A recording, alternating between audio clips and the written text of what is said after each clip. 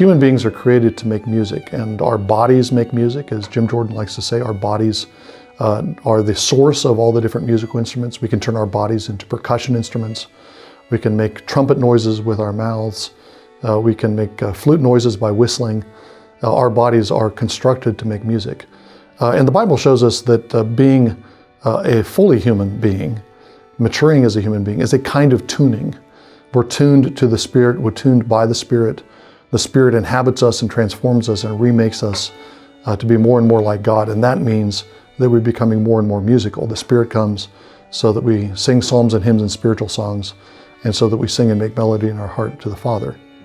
The Bible talks about this tuning and this praise that we offer to God as human beings as a kind of sacrifice, as a sacrifice of praise. When we hear that phrase in the New Testament, sacrifice of praise, I suspect that many of us immediately think that the word sacrifice there is being used metaphorically. Really, true sacrifice, real sacrifice, means that you bring an animal to the gate of the tabernacle or the temple, you slaughter it, you drain its blood, you splash its blood around the altar, a priest chops it into pieces and then puts those pieces on the altar where they're transformed to smoke. That's real sacrifice. And what we do is just a kind of pale imitation of real sacrifice. We call it sacrifice, but it's really metaphorical. But Augustine recognized that gets things backwards.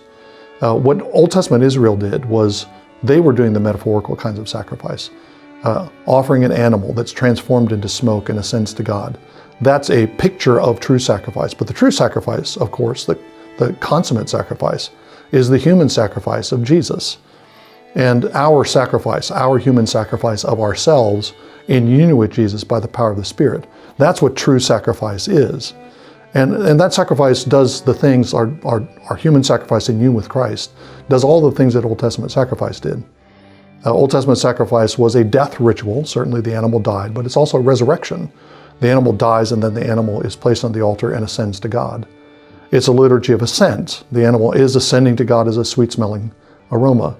It's a liturgy of transformation. And all of those things are happening to us as we share with Christ in his true sacrifice, as we live lives of continuous sacrifice, as Paul exhorts us to do in Romans.